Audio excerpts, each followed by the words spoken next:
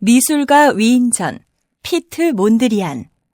수평선과 수직선만 있으면 돼. 초등학생들이 화가들의 그림을 관람하러 미술 전시회장에 왔어요. 여기저기서 왁자지껄 이야기꽃을 피우며 즐거워했죠. 얘들아, 전시회장에서는 조용히 해야 돼. 말소리를 낮추렴. 선생님이 어린이들에게 충고했지만 그것도 잠시뿐 또다시 시끌벅적해지기 일쑤였어요. 그래도 다른 관람객들은 싱긋 웃으며 어린이들을 이해해줬지요. 그때 한 학생이 어떤 그림을 가리키며 물었어요. 선생님, 이것도 유명한 그림이에요? 순간 어린이들의 눈길이 일제히 그쪽으로 향했어요. 뒤늦게 그 그림을 본 다른 친구들이 말을 보탰지요. 에이, 이건 그림이 아닌 것 같은데? 그냥 줄을 쭉쭉 그어놓고 몇 군데 색칠만 해놨잖아. 맞아. 아마 장식품으로 걸어놓았나 봐. 그렇지요, 선생님? 그러자 선생님이 그림 앞으로 다가가 나지막히 말문을 열었어요. 이것은 아주 유명한 화가의 그림이에요. 네덜란드 화가 피트 몬드리안의 회화 1이라는 작품이지요. 선생님의 설명에 어린이들이 서로 얼굴을 쳐다보며 웅성댔어요. 치, 이런 그림은 나도 그리겠네. 난 몬드리안이 도대체 뭘 그리려고 했는지 전혀 모르겠어. 하기야 어린이들의 그런 이야기가 지나친 것은 아니었어요. 몬드리안의 그림은 다른 화가들과 여러모로 달랐으니까요. 그럼 그는 왜 그토록 이상해 보이는 그림을 그렸을까요? 몬드리안이 처음부터 얼핏 그림처럼 보이지도 않는 낯선 그림을 그렸던 것은 아니에요. 그는 화가로 활동하던 초기에 지극히 평범한 그림을 그렸어요. 그래도 솜씨가 좋아 사람들이 칭찬을 아끼지 않았지요. 자네가 그린 여름산의 풍경은 생동감이 넘치는군. 잎사귀들이 정말 싱그러워 보여. 그러자 그때마다 몬드리안은 왠지 가슴 한구석이 답답했어요. 단지 자연을 잘 묘사하는 것만으로는 절대 훌륭한 화가가 될 수 없다고 생각했기 때문이에요. 게다가 그 무렵에는 많은 사람들이 사진기를 사용했어요. 따라서 사람이나 자연을 있는 그대로 그리는 그림은 더 이상 설 자리가 없었지요. 몬드리안은 좀 더 나은 화가가 되려고 이런저런 시도를 해봤어요. 고흐 같은 인상파와 마티스 같은 야수파의 그림도 꼼꼼히 감상하며 때로는 흉내를 내보기도 했죠. 하지만 이것도 저것도 자신이 추구해야 할 길은 아니었어요. 고민이네.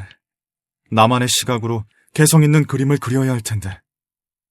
몇 날 며칠 걱정과 궁리를 거듭하던 몬드리안은 어느 날 문득 기발한 생각을 떠올렸어요.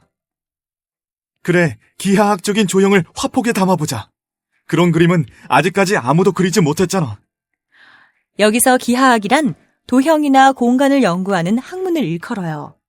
그러니까 도형과 공간을 활용해 그림을 그리겠다는 것이었지요.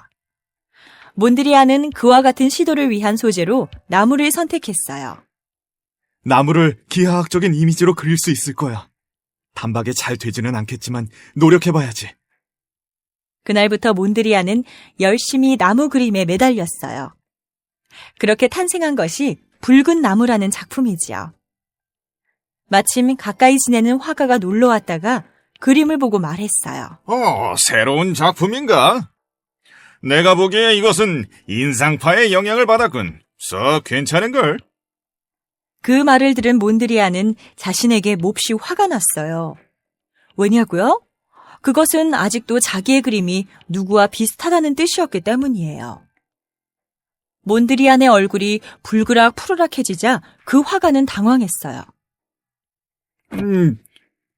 자네 왜 그러나? 내가 뭐 실수라도 했나? 아닐세. 내가 스스로 너무 못나게 생각돼서 그런 것뿐이네. 그 일이 있고 나서 몬드리안은 더욱 나무 그림에 몰두했어요. 그러다 보니 어느덧 한 해, 두 해 세월이 흘렀지요. 그러던 어느 날 몬드리안은 다시 나무 그림 하나를 그렸어요. 그것은 회색 나무라는 작품이었지요. 그런데 몬드리안의 낯빛이 어두웠어요. 아무래도 쉽지 않은걸. 나무의 모습이 이전보다는 훨씬 단순해졌지만 아직 멀었어. 정말이지 자신만의 개성을 갖춘 화가가 되는 것은 어려웠어요. 그 무렵 제1차 세계대전이 일어나 세상까지 어수선해졌지요. 그런데 뜻밖의 몬드리안은 침착했어요. 이미 40살이 넘은 그는 전쟁에 나가지 않아도 됐지요. 전쟁 탓에 고통받는 사람들에게는 미안하지만 어떤 면에서는 좋은 기회야. 홀로 그림이나 실컷 그려야지. 몬드리안은 당장 짐을 싸서 조용한 고향 마을로 갔어요. 그곳에 틀어박혀 기하학적 조형을 완성하기 위해 애썼지요. 그는 날마다 주위의 교회와 나무, 집 등을 그리며 조금씩 자신의 꿈에 다가갔어요. 몬드리안은 그런 노력 끝에 마침내 이전과 아주 다른 분위기의 그림을 그려냈어요. 그 작품에는 오션5라는 제목을 붙였지요. 어느 건물에서 영감을 얻어 그린 그 그림은 평면적이면서 거의 수직과 수평의 선만으로 대상을 표현했어요. 몬드리안은 몇 해 전 붉은 나무를 보았던 화가를 찾아가 그림을 보여줬지요. 괜히 마른 침이 꼴깍 넘어갔어요. 아니, 이렇게 그림을 그릴 수도 있나? 어떻게 이런 생각을 했어? 그 화가는 깜짝 놀라며 낯선 그림 앞에서 혀를 내둘렀어요. 그제야 몬드리안의 얼굴에 환한 미소가 번졌지요. 나는 우선 그림에서 곡선들을 하나씩 없애려고 노력했네. 그러다 보니 이렇게 수평과 수직의 선만 남게 됐지. 허허, 거참 세상에 자네처럼 그림을 그리는 화가는 없을 걸세. 몬드리안은 무엇보다 그 말을 듣고 기뻤어요. 오랜 시간 간절히 바라왔던 자신만의 개성을 찾았기 때문이지요. 그 후 몬드리안은 누가 봐도 한눈에 알아볼 수 있을 만큼 개성이 철철 흘러넘치는 작품들을 잇따라 발표했어요. 그의 그림은 사람들에게 새로운 상상력을 불러일으켰지요. 나는 몬드리안의 그림을 건축에 응용할 거야. 그거 괜찮은 생각이네. 무척 독특한 인테리어가 되겠는걸? 그뿐 아니었어요. 나중에는 몬드리안 룩이라는 말까지 생겨났지요. 그것은 수평선, 수직선, 정사각형, 직사각형의 형태를 이용한 몬드리안의 그림 같은 패션 디자인을 말하는 것이에요.